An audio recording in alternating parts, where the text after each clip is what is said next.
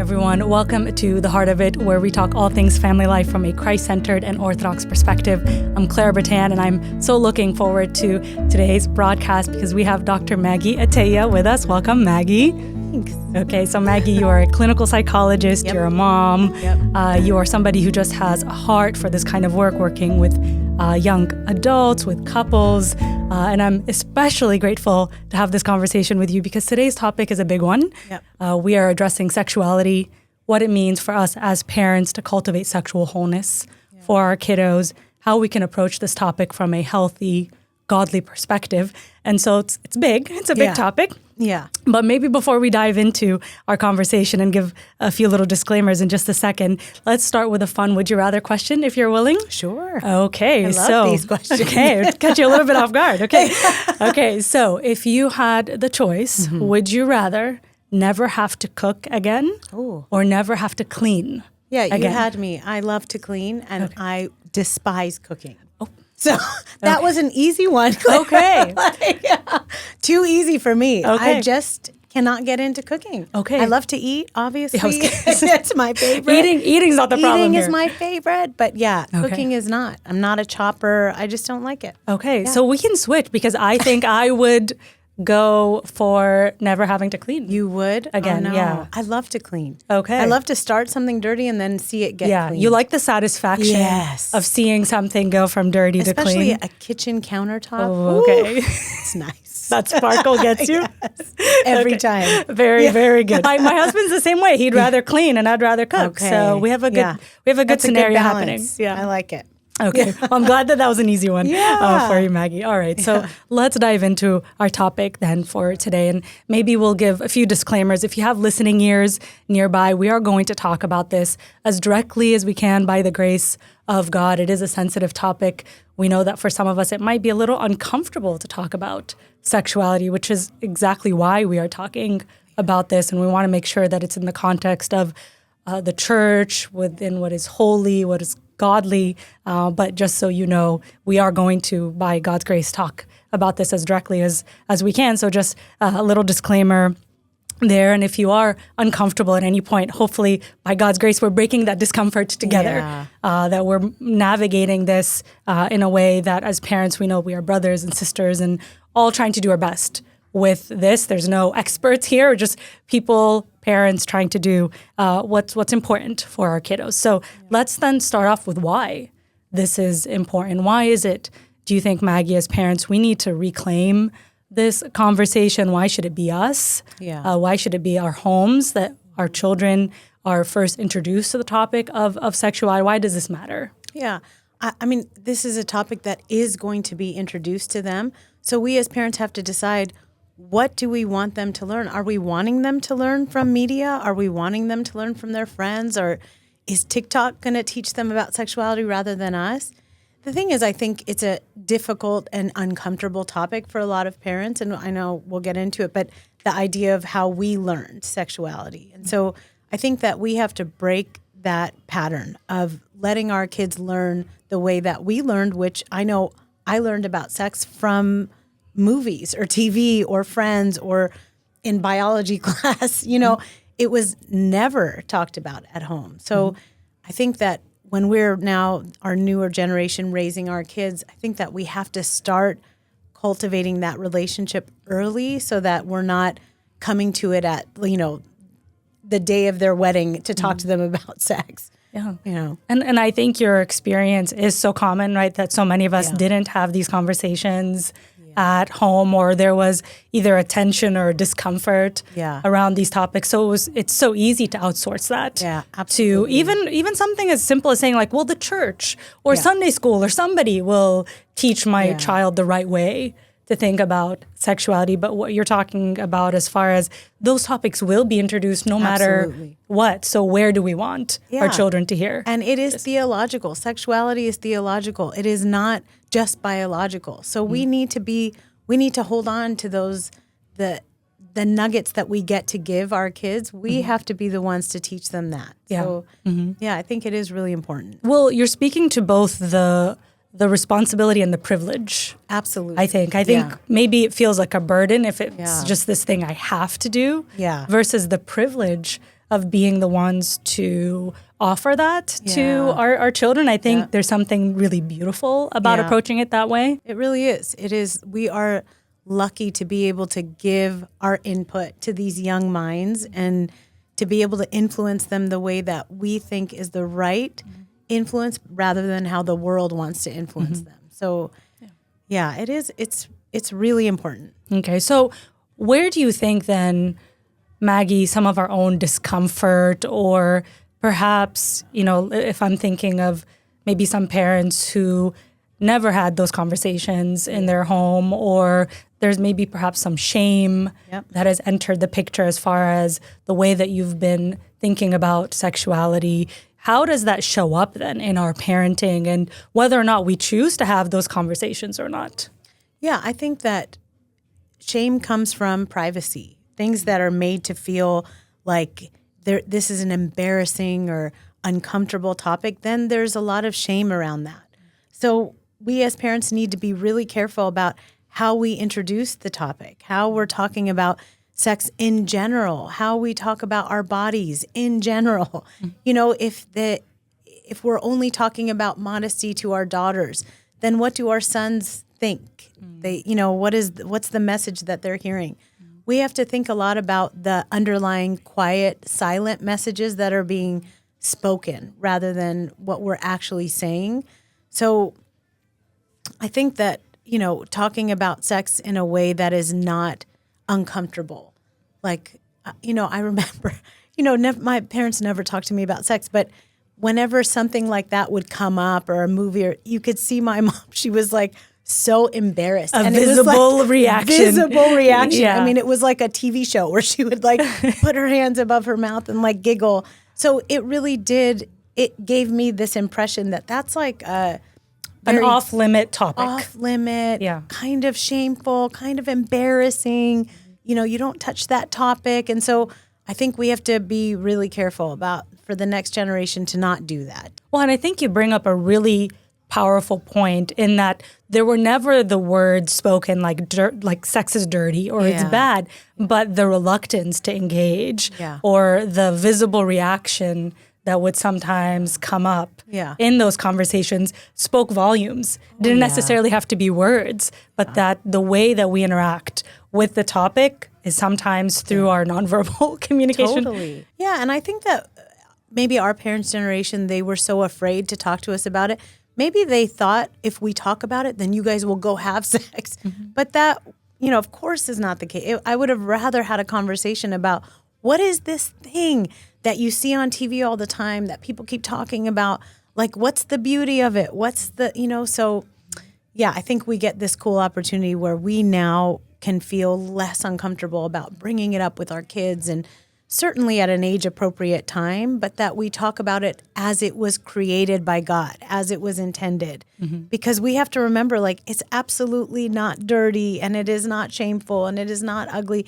It is beautiful because it was created for us by God, and He had an intention behind that. Everything God did was intentional. So why are we spitting on His intention and His, He gave us this opportunity to connect to our spouses that way. And so there's meaning behind it. Yeah. And I think it's a perfect transition then to talk about, I love the way you framed it. It's not just biological, it's theological. Yeah. So let's talk a little bit then about how we can internalize that view that sex is ordained by God, is a gift from God. It is good. It's beautiful. Obviously, there's boundaries. There's things that we need to teach our children in that process. But we start with the intention. Yeah. We start with what is good, right? Before we teach, all the things that we need our children to stay away from. So talk to us a little bit more about how we cultivate that healthy, godly sexuality from a biblical perspective. Yeah, I think it's all about the relationship that we create with our kids. And it starts from day one. So, but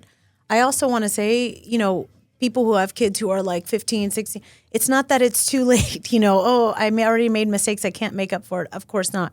We always have an opportunity to parent. Even, I'm a lot older and my parents still parent me. So, we always have an opportunity. We're parents for life. So I think that starting out the relationship around sex very young. So talking to your kids about their private parts. it's an interesting thing. People have asked me before, like, should we use the words vagina and penis? And I always say, look, it just depends on your child. If you have a kid, and it depends on their age, because if you're telling a 3-year-old or a 5-year-old, like, that's your vagina, you're afraid that they're going to run to school and be like, show me your vagina, like, you just don't know. You have to know your kid. You have to know the type of kid that they are. So, I mean, my kids are quite young. They're 7 and 8, and we use the word private parts, because I think that my kids would run to school and sort of say these words, and I'm not sure that their friends have been taught, what they're called, but certainly psychology, there's a lot of psychologists that say you should use, the proper terms for them. And that's, I'm in that camp. Yeah. I'm in that camp. You use the right words. Yeah, Good I do. for you. Well, and we had to have a lot of conversations about, we use the right anatomical terms, but that's a conversation we have at home. Yeah. It looks very different when you're out with your friends at school and church. We wanted to teach some of those boundaries, but it honestly was more for me than it also was for them. Like, I wanted to get over that piece of it feeling shameful or that there was something inherently wrong about using those terms. I think it was more for me than it was for them. Yeah. But I think it's good. Can I ask you at what age, because I know you have 2 boys, like what age did you start? From day one. From the very beginning. See, you did it right. From the very beginning. Like, I've messed up. No, but not at all. Eventually I'm going to tell them, Yeah. But I think that's the thing is like we're always talking about how God made you perfect. And, sometimes like my daughter who's only 7 will say little things like, how come my tummy sticks out? Yeah. Or, and I'll be like, that's how God made you, Leah. Like, no problem. And it's so we're trying to get them to really love God's creation. Yep. So we have to be careful, especially women. I know men do it too, but women talk a lot about our own bodies. And so we have to be really careful not to do that in front of our kids. Like, I know weight is always an issue for women, but like I never, and you, if you knew me, you would be shocked to know that I never do it in front of but I never put myself down or talk about my body in front of my kids or say anything about dieting or what. We always talk about like eating, making healthy choices and whatever. But that also includes our bodies, and so there's little things, when boys may want to touch that area. And so you just want to be able to talk about it in a way that doesn't make them feel embarrassed or ashamed or, and there's a gentle way of approaching it. Like, hey, buddy, tell me about what that feels like. And I know it's probably interesting to put your hands, but we want to maybe be mindful, careful not to do that. And, and then you take your time, right? And I think that sometimes parents make things a bigger deal. Like, let's sit down. We're going to talk about the anatomical terms for your private parts. The whiteboard and a ruler. I think it's like one day I'm just going to say, hey, Leah, that's called a vagina. And that, I say that's a penis. Like, I think the more casual and kind of calm we can be about these topics, I think that's what they will take in. When we have a sense of anxiety about it, that's what they're going to take in. Like, it's uncomfortable. Mom's having a hard time saying these words. Like, we don't want to show them that we have a hard time saying the word sex. Sex it's an easy word to say. Like, we should feel safe to just say that. At an age-appropriate time. Yep. Especially when those messages are coming at school, with friends, media. Like, so it's not so much if, but when those topics and how it will be introduced, as you said, to them. And it's important that we're taking ownership of that. Yep, I agree. Okay, so, I really appreciate some of the discernment around what is age appropriate. And part of what our understanding kind of goes back to that our children are sexual beings from the very beginning. It's your teenager doesn't all of a sudden become a mature young woman or mature young man, and all of a sudden now we start thinking about sex and sexuality. So maybe talk us through what that looks like at the different stages. I was hearing you talk very intentionally about what it means to have a body that is good and that it's created by God. But maybe just walk us through each of those stages and how that changes maybe over time. Yeah, I mean, I don't have them memorized, but there are like psychosocial developmental stages, but you go with the maturity of your child. So even if we as psychologists say, oh, at age, 8, they are ready for this. You might know your kid and you know what, they're not ready for this. So I think that this is all, the point is to create a relationship with your kid from early on. The more you know your kid, the more you can parent them in the appropriate way. So yeah, you want to think about like in elementary school age, that's when they start to be introduced to biology and biological ways. And, I think it's always, there are beautiful golden opportunities where your kid might come home and say, oh, my teacher's pregnant, or she has a baby in her belly. Like, oh, how do you think it got there? They may ask like, Mommy, how does the baby get in the tummy? I know Isaiah, one of his teachers in kindergarten was pregnant. And so he asked me, and I just felt like he wasn't ready to hear, because I want to teach them the truth, So I just, I don't remember what I said, but that, God put a baby and then it's in the mommy's belly and it comes out. And he was satisfied with that. But at some point, they may not be satisfied with just the like cartoon version of it. They may want to really understand it. And so I think that there are like lots of programs out there. My friends have done it with their kids, but can't remember the names now, but there are programs that you can do like Pathway to Purity or something, purity, something like that, where they have like these weekend getaways and they take their kid and they talk about sex. Yeah. And you can do something like that if you feel it's right for your kid. You could also just kind of introduce it casually and, just in a way that feels comfortable. As long as you feel comfortable doing it, then do it, you know? And perhaps also what I'm hearing you say is there isn't this like manuscript of like, it has to be done in this way at this age. We're going back to the relationship, studying your child. Yeah. And even, having, it's 2 boys. I have 2 boys, but they're both still very different. And the one required something much different as far as the kind of conversations that we had. And I thought it would go the same way with my second, and it did not at all. It actually backfired. We're like, we gotta back up a little bit and approach this a little differently. So sometimes what we think might work or we've got it down, this is just how it's going to go, needed a different approach with a second, third child, different gender. So I love that approach of relationship and really studying and knowing your child. Yeah, totally. Yeah. I wish there was a manuscript. I wish someone would say, this is exactly the age, but it's not. Even the developmental stages, like I have seen kids totally on different pathways, like they're just taking different steps and they're slower or they're faster. So I think it's just. And maybe what would be helpful then is to just recognize that maybe silence doesn't also necessarily mean there's understanding there. Because sometimes what parents will see is like, okay, everything kind of looks or seems okay.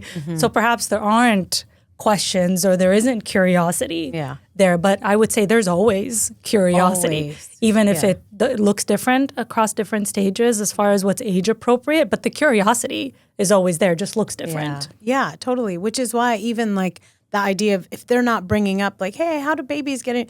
But maybe you use that as an opportunity. Like you could see, of course they're curious about that. Well, how could they not be? And so you as the parent maybe says like, hey, I want to use this as an opportunity to teach you about where babies come from and how God designed that. And, and so, I think that we need to take the opportunities when they come. Yeah. And I know you mentioned resources earlier. I know with one of my kiddos, having a very natural conversation just felt more true to him. And with my other son, we needed a little bit more help as far as going through a book together. He needed that other object for it to not feel. So I don't know, maybe like felt a little too real for him. And so there are a lot of books, where it's a question and answer format. One is called How and When to Teach Your Children About Sex. They're all Christian curriculums and question and answer. So, do your research. That's the thing. Like we just have to take ownership of that rather than just kind of a wait and see. Oh, please don't do a wait and see. It'll be too late. At that point, they will have learned stuff that you don't really want them to learn, or they will have formed ideas or judgments about things like sex or different aspects of relationships. And, I think it's really cute. My kids still watch Bluey, they're that young, but there's a Bluey episode where the parents are kissing and they call it like the smoochy kisses, and the Bluey character and the sister, they're like, gross, whatever. But now when me and my husband kiss in front of our kids, we joke around like, oh, we're doing the smoochy kisses, and my kids love it. Like they now say like, you guys should smoochy kiss. And so we do, we want to show them like affection is beautiful in a marriage. And our family is very affectionate. So my kids love to hug. And I know like, again, psychology says like, you want to teach kids to be very autonomous and be able to decide, should I hug or should I not hug? But my kids, like, I didn't teach them to go ask somebody if you should hug. I just say, go show them love. If you want to hug, go ahead and hug them. It's so unfortunate they're at an age where the kids don't hug them back. But I think that, that's what they want to do. That's inside them. Like nobody said to them, you have to go hug. It's just kind of who they are. So, yeah, I think that we want to, I love to affirm that. Like I love to always say, like, that's a beautiful thing that you want to hug people on. I don't ever want them to feel like they have to pull back on affection or that they shouldn't be. I always say, make sure you're only putting your hands on someone if you're hugging them or high-fiving them or whatever, we don't hit or whatever. But yeah, it's things like that, like teaching them like, it's okay. When you love someone, you can show them with your body. It doesn't just mean like saying words. Yeah, I remember walking into my son's preschool one time during pickup, and he was running around. Hopefully he's gonna be okay sharing this. He was very tiny, so it's okay. And he was running after a classmate who was trying to kiss her. And it was just watching this moment and needing to afterwards say like, hey buddy, with friends we give hugs and high fives. We can't chase around girls trying to corner them and force affection. But I love what you're saying is the home being a safe place to have affection and to be aware that, we are very much responsible for modeling that. And maybe talk to us a little bit more, because you mentioned it a little bit as far as the interaction between husband and wife and what it is that we're teaching our children and just how we interact with each other about sexuality, about how men see women, how women see men. We all know this, but kids are such sponges. And they're not just sponges, they're curious sponges. So they are sucking in. Like if you've ever had a conversation with someone, when my son is in the room, his eyes are fixated on the conversation that you're having. So we always know, it's unspoken between me and my husband of whatever we talk about, we need to know that that's for Isaiah's ears, because he's listening, he's taking it in, he wants to know. We'll be talking about tax stuff and the kid wants to know. You'll be like, what does that mean? So we as couples, we as married people have to really be careful about showing them what is it like to be in a healthy marital relationship. And, for me, I think marriage includes affection. And I know some people like that's not their thing, but I think that if it's not your thing, then you're teaching your kids that it's not going to be their thing either. Maybe they want to be affectionate, but they grew up watching mommy and daddy not touch, not go near each other, or, maybe daddy would try to hug and then the mom would pull away. So I think the hardest job in the world is to be a parent, because everything you do is impacting those kids. Everything. How you react to the Starbucks barista, how you, if you have road rage or what, they're watching everything we do. So it's intense. It's a 24-hour job, and you're on the spot 24 hours. Like you can never let up. So we can see that as tiring, or we can see it as many, many opportunities to instill awesome values in our future generations. Well, and an opportunity, as you're saying, for God to continue to refine us as we do that work. Because it's not so much, how do I teach my child to do this thing, or what is it that I'm passing on? Certainly that's a piece of it. But when we are living in communion with God, when we have a marriage that speaks volumes to the love that we share with each other, then the teaching just happens naturally, right? It is just by everyday life, rather than, the way that we like to think about it is a lifelong conversation. So this isn't a conversation about how to have the talk, right? Like the one talk where I get it all out of the way, I've done my part, and now, I get to check that I've, fulfilled my duty as a parent. So I so appreciate what you're sharing about what it means to just be aware of that responsibility and the gift, the privilege that comes from that. So let's talk a little bit then, Maggie, about the boundaries that need to come with that sometimes, especially when we talk about technology, social media, some of the things that are happening for our children outside of our home. It could be very easy to have those boundaries at home, but then, we let our children loose and free into the world, and there's a lot that we don't have control over. So talk us through what those boundaries should look like and how we can feel empowered to not approach this with fear and with, a reaction of over control because of what we're afraid of is lurking in the corner for our children. Yeah. Again, that idea of over controlling them is going to create a sense of shame about these things. I think that if we can talk openly and candidly with our kids about, hey, the internet is this huge, huge swimming pool. And there are so many things living in the pool that we can't see. It's under the water.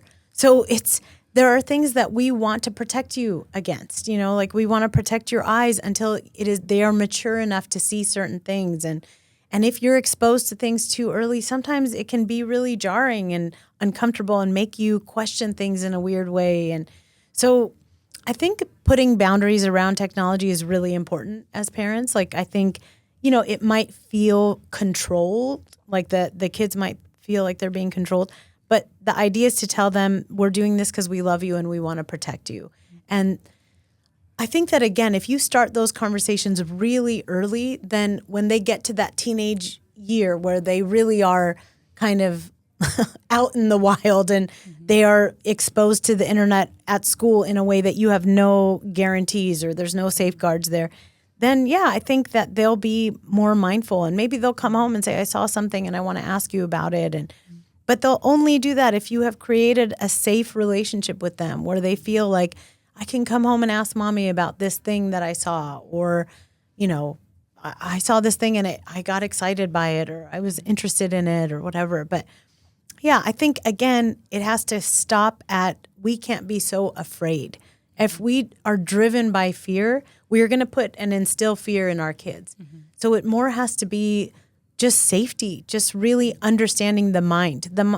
When kids are exposed to sex too early, it actually does transform their minds. We see it. There's like new pathways that are formed too early. And so I see it a lot in therapy when people have been exposed to like pornography at a very young age, and then they find sex is like a very interesting topic for them as time goes. It comes up in different ways. But I think that's where the safeguards need to be in place. That's where we need to be able to protect them, but also talk to them about what's out there. Sure. Yeah, I'm hearing open, honest conversations that aren't rooted in fear, but just a safe, loving home environment where those questions are welcomed. And I appreciate what you're sharing about some of those changes that can happen when our children aren't ready for those things. We know that, average exposure for pornography is around 11 or 12 for most kids. And that is really, really young when you think about what, the average 11-year-old is dealing with or is thinking about. Certainly, yes, they're going through the early stage of puberty, but to then have something that they can't necessarily sort through and no safe place to then talk about those things, I think that's where we can see a lot of harm being done. Yep. So what are some practical tips? Then, I'm just curious, perhaps maybe with the elementary, the preteen, the teen years, it's going to look different, talking to your 7-year-old will look different than your 15-year-old around boundaries as far as technology, devices, how we do those things at home. Yeah, I think, one very clear sort of safeguard that not just me, but people say all the time is don't let them have any technology in their rooms. So no computers, no phones, no nothing in there. And even like some kids, because I work with, some adolescents, and some kids have gotten smart, like they'll have like a Nintendo, I don't even know, like an Xbox or something in their room, and you can access the internet on those things. And the parents don't know. Even I am so ignorant. I had no idea you could do that. So I think no devices in their room. Just let their room be a place for sleep and prayer and, that's it. But I think if you have, your family computer in a place where you can monitor, and not in a way where you're just standing over their shoulder, but more so that it's out in the open. When you bring things into the light, then it doesn't feel like it's something private or secret or whatever. I think, again, shame is usually hidden. So we want to make sure to bring everything out into the light and just, I think that if you can avoid tablets and if you can avoid your kids getting on the internet as long as possible, my kids know they don't go on the internet. They're 7 and 8, so it's easy for me to say like, they don't even have, their kids have iPads. We don't do, it's very easy for us because we started very early. I was like, we're not going to do that. We're just not going to do it until we have to, you know, and we know one day they're going to be exposed to YouTube and all that. Yeah. So we'll have all those conversations when it's time, but it's really nice to feel like, my kids don't even know how to use a computer. So that's, you know, it's kind of nice the longer you can go. But if you have teenagers, you don't have that opportunity. So I think have these conversations with them. Say the word pornography in front of your kid. It's okay. Talk to them about what that's like and what comes up on the internet and what sort of things they should avoid, you know, typing into the Google chat box, you know, whatever it is. But I think you just, again, it comes back to the relationship. It just is, how can you talk to them about these things and understand their own curiosities? Well, I appreciate what you're sharing about putting the safeguards in place so that, you know, as much as possible, we're creating the kind of environment where our children can thrive in childhood, as, you know, to be children for as much as possible, knowing that there will come a time when the world, the interactions with friends, the friend at school with the phone, you know, the older sibling and the friend, you know, there's just going to be exposure. But that if the relationship is there, the openness, the honesty, the ability to be curious without shame at home, then you're inviting conversation rather than creating a secrecy and a place where we can't talk about those things. So talk us then a little bit, Maggie, through what it would mean for us as parents, as we're paying attention to these things, to shift our approach from maybe, you know, that 5-year-old towards adolescence. I want to talk a little bit more about where sometimes parents feel a bit more of that tension right now. I have a 15-year-old where I'm seeing a lot more of the interest. It's not, I don't know if they're curious. It's like, nope, it's clear. There's thoughts, there's feelings, there's a lot happening there. So talk us through that place of being a parent of an adolescent and how our approach now should shift a little bit. I think this is where that one-on-one relationship needs to happen. I think, especially if it's a teenage boy, I think the dad or the mom just needs to have a one-on-one conversation with them about real urges.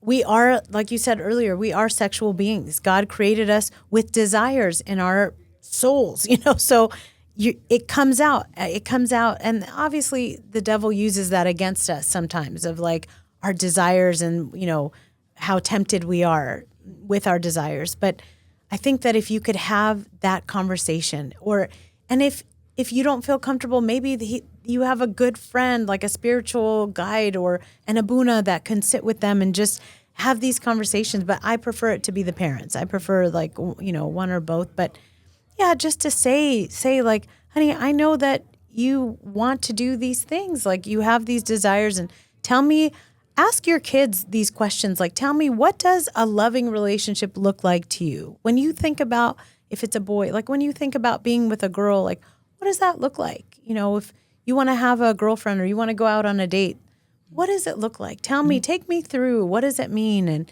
you know, because we might be assuming that they want to have sex right away. Unless you have that conversation, you don't know. Maybe your kid is much more innocent than you think. Maybe their idea is like, well, maybe in the end you hold hands, you know? And that's really sweet to think, okay, their minds are not that corrupted yet, you know? So I think to get them to a place where you could see you can love someone, you can get to know someone without having sex with them, with understanding that sex is intended and created for marriage. And I think that if you frame it that way, if you're saying, look, there was this act that God invented and created for us, but it is sanctified in marriage. It is part of the sacrament of marriage. Then maybe they will, as they form their relationship with God, maybe they will not want to sort of break that covenant, like not want to do that before they're married. And so, yeah, it's also encouraging them to have their own relationship with God. And what does their spiritual life look like? And how do you develop that? And all of this to make sure you're not creating this image of sex like it's a shameful, embarrassing, awful thing, but more so a curiosity. I am curious about you. I want to know about how you think about this. Like, what do you know? What ideas have you heard or seen? Well, and what you're speaking to is then being able to match where your child is at so that you're in step, right? You're not too far ahead or you're not too far behind as far as what they need in that moment, and to speak more about relational maturity in general, right? Because I think it's very dangerous to approach the conversation as a list of do's and don'ts. Oh, yeah. Right? And I think our children crave so much more than that. They want the whole picture, right? They want to know what love, as you're saying, really looks like, right? In everyday life. And there's a longing and a desire in our hearts. I especially think of young girls who know that there's something good and beautiful in that, but how do you live that out? And I think it's especially important if we're talking about what it means to wait, right, for this precious gift within marriage. Well, what do I do then with this desire for the next maybe 10 years, 20 years, however long that's going to be? I think that's a much more difficult question to answer sometimes. It is. I think that we have to learn how to funnel our desires into something else. Like a father of confession once told me, you know, like when you have this feeling, immediately pray, like immediately bring God into that moment so that you're not stuck in the fantasy. You're not, you know, thinking about this boy or whatever, but that you're praying about it, you know, immediately. Because as soon as we bring God into it, you straighten up, you know, like you start to feel a bit more like in line with his teachings. And so, I think that we all have to find something that we do. I mean, you know, a lot of people say funnel your energy into sports for kids or whatever, you know, funnel your energy into reading or whatnot. But you have to do something with that desire. You can't just let it linger and, you know, hope it'll go away. It won't go away. Or pretend it doesn't. Pretend it doesn't exist. Yeah, you can't do that. You have to do something with it. Yeah, and for us as parents to know that is at a certain age just going to be par for the course, that our children will be navigating. That obviously it might not be a minute by minute experience, but that they will be seeing friends, you know, either in relationships or seeing things and desiring for something that may or may not be aligned to biblical guidance and I love that you're approaching it again from this idea of like, what do we do then with that? Because it matters. And don't freak out, right? Like we can't freak out. My daughter said like, oh, when I grow up, you know, I'm going to marry Isaiah, her brother. And so like immediately my soul was like, what are you saying? Like, but then I was like, how would she know, you know? So it's like, we have to check ourselves. Like we have to make sure we're not freaking out about things and that we're able to go, oh, honey, no, you know, that's so sweet. I love that you love your brother so much, but you can't marry your brother, you know? So it's just figuring it out. Well, so let's talk a little bit then, Maggie, about what do we do as parents if we're seeing or sensing something in our child that perhaps feels a little different than normal sexual development, whether that's an issue with identity or same-sex attraction. I know we don't have a ton of time to talk about those things. Perhaps that's a different, you know, topic and conversation altogether. But especially as I'm hearing you say, being very careful on how we react to some of those things, or whether, you know, a son or a daughter confesses, you know, pornography exposure. So how do we deal with, number one, what comes up for us as parents in those moments, gauging our reaction, and then how we should be responding to our children in those moments? It's back to the hardest job on the planet, because we might initially be freaking out, right? But you have to know you can't do that. We have to be calm. We have to sort of interact with our kids in a way that makes them feel safe. So, you know, if a kid is expressing like interest in the same sex or whatnot, I think the first thing is approaching it with love. Like, hey, I love you and I want to understand more. Help me understand. If we show our kids curiosity, can you imagine? I never grew up having an adult be curious about me. Never. I mean, you know, older generation kind of just assumed they knew us but they never did, you know? So I think that, again, we have this cool opportunity to want to get to know our kids. So when they talk about things that, by the way, are sometimes very normal, it's actually normal for people to have like some moments of same-sex attraction, because they're also spending a lot of time, their friends are generally same gender. So over time, you see like they form this love and this affection for their friends. And then they think that translates into attraction. So we just also have to give them more education. Like, help me understand. You said that you're interested in that boy and you're a boy. Tell me more about, what does that mean? I had a patient once who she told me she identified as bisexual. She was 19 years old. And I said to her, I'm curious, what does that mean to you? And she said, well, I'm attracted to both. And I said, you know what? I'm heterosexual and I'm attracted to both too. I think women are gorgeous. But I said, there's a very clear difference in sexuality. There's a clear difference in you wanting to be intimate with someone of the same sex versus just finding someone of the same sex attractive or lovely to be around, or you feel drawn to them. There's nothing wrong with that. There's nothing wrong with that. But I think our kids, especially the younger generation, Gen Z, gets really confused by that, I think. They're confused. Does that mean that I'm then, maybe I'm gay, maybe I'm bisexual? It's okay. Let them have those questions. But we as parents, we want to help guide them. Don't leave them in the questioning phase. Give them guidance. Talk to them about, hey, do you think you want to talk to someone about this? Not just a therapist, maybe a priest or a spiritual guide or an aunt that they love, or, like, hey, you have these ideas. Maybe you want to talk to someone about it, or you're curious about it, and see how much information we could give them, and make sure you're not shaming them. One thing that comes up a lot is like boys who are caught, masturbating, and parents freak out and they don't know what to do. I think that we have to just remember to check our reactions. If we could be calm and calmly address it. It's not that we're saying, go ahead and go do everything you want to do. No, I'm not. I really believe in discipline, and I believe in structure and strategy around parenting. But I think everything we as parents need to do has to be intentional. So if you're immediately telling your kid, like, stop touching yourself, it's wrong. What are you telling them? What do you mean it's wrong? Like, this is my body and it feels right. And so be careful, because these are giving them messages that you actually don't want to be giving them. Or you're just teaching them to keep it away from you. Absolutely. You're teaching them to be secretive. And what does that do for you as a parent? Like, now you're just in the dark. So now it's happening, but you just don't know anything about it. Yep. I would rather know everything. Like, lay it out for me. Tell me everything, and then we'll deal with it accordingly. You know?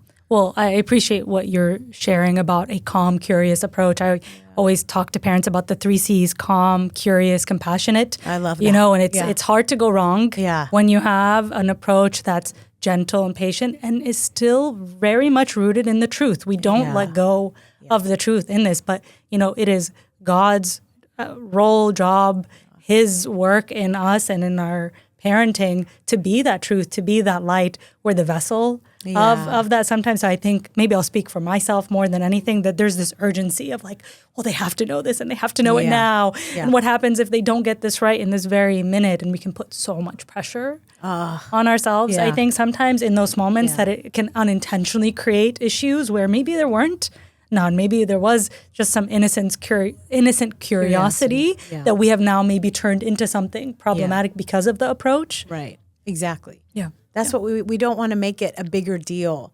We don't want, I've had people call me and they're freaking out. And I'm like, your kid is seeing you freak out. So they think it's a bigger deal than it actually is, because it's really not that big of a deal when they're informing you of it. It's a big deal if they're hiding it and it's been happening for years and you don't know anything about it. Sure, that's a bigger deal. But if they're coming and saying like, hey, this is what I feel, you don't want to take away from what they're feeling. You don't want to make it this terrible, awful thing, you know? Yeah, and for the parents that then maybe feel they've missed kind of the big deal, maybe speak to the heart of that parent who says, I've missed the mark, I've gone maybe too long, there's been too many years or haven't been intentional about having these conversations, where should that parent start? What can we do to feel equipped? And to not rest in that place of shame for ourselves that perhaps we've missed the mark somehow. Yeah. Start with an apology. Our generation, we never got apologies from our parents. Our parents didn't know to apologize. I don't think they were ever taught, or, maybe they thought if I apologize, then I'm at fault, or that I'll lose my authority. I'll lose my authority. As a parent. Exactly. We find that apologies just break the ice, and if we know we've done something wrong, we're teaching our kids, you as an adult, you're going to make mistakes and you have to own up to it and say that you're sorry and sort of recover from it. I have made too many mistakes as a parent, but I try to own my mistakes as much as possible. I say sorry to my kids more than I should, because that means I'm messing up more than I should, but we'll join the club. Yeah. But I mean, that's the thing. We should never feel like it's too late. Like I can't fix anything I've done. There's times where I have brought in one of my kids and said, hey, what happened a week ago? I did mommy was wrong and I shouldn't have yelled. And sometimes they forget. They'll be like, when did you yell? Or I yell so often, they're like, oh yeah, no big deal. But yeah, I think that don't feel you missed the mark. I think it's just recognize you can start today. And the today could be starting with the apology, creating that relationship, letting them know, hey, I want to spend more time. I want to get to know you better. That's, you even own that. That's where I have made my mistake, is I haven't gotten to know you more. And I want to know. I want to know what you like to do. What do you like to eat? Don't assume anything about your kid. Go ask them. Their favorite color could change from today till tomorrow, ask them these things. And they love to be questioned. Kids love to have someone say hey, what do you like to do? What do you think about? Yeah, when the curiosity is genuine, right? Not the pulling of information, right? When it's because I care about you, not because I need to know this list of things as a parent. But I'm hearing such a hopeful approach in what you're sharing, Maggie, to remember that it's never too late, to start to really start from a place of humility, to own up to whatever part we might be missing in that. And I think that's a constant learning process for us as parents, is to really be aware of what that is, because, God is not just doing something in the lives of our children. He's doing that own work in our hearts as well. So I'm so thankful that we've had this conversation. Is there any last thing, Maggie, that you feel like, okay, if there's one thing, one takeaway that I want parents to leave with as far as this conversation of cultivating sexual wholeness? What would that be? Just have a relationship with your kids. They are humans. They are not just your job. They are people that you want to get to know and be curious about and love on them. And don't be afraid to set discipline and structure. Don't be afraid of that, because they need that. They need structure. They need guidance. They need you to teach them right from wrong. Don't let the world teach them right from wrong, because it's always going to be opposite of what you want to teach them. Don't let the world raise your children. You do it. Even if I'm a working mom, they're at school long periods of time, but any opportunity I get to be with them, I'm teaching them lessons. I'm constantly telling them, here's my job. My job is to teach you right from wrong. My job is to let you know, hey, when there could be some improvement in this area of your life, so know your job, embrace it, love it, see it as an opportunity. And, just know that we are all struggling with this. We really are. So you're not alone. I'm not alone. Well, thank you so much, Maggie. What a hopeful message to end on, to know that we have each other. We have the grace of God to do this work. And what a privilege it is to be able to call these children, the ones that we will then give back to God at some point. A friend of mine once said we're co-parenting with God. And I love that. That's such a beautiful thing to think about. Who wouldn't want God as a co-parent? I know, right? Right? Love that. Okay, well, thank you so much, Maggie. My pleasure. We really do hope that you have been edified by this conversation. We know that it's a topic that, can feel a little bit difficult to approach at times, but we ask for your prayers, and we are certainly keeping you and your family in prayer, and we thank you for your time with us today.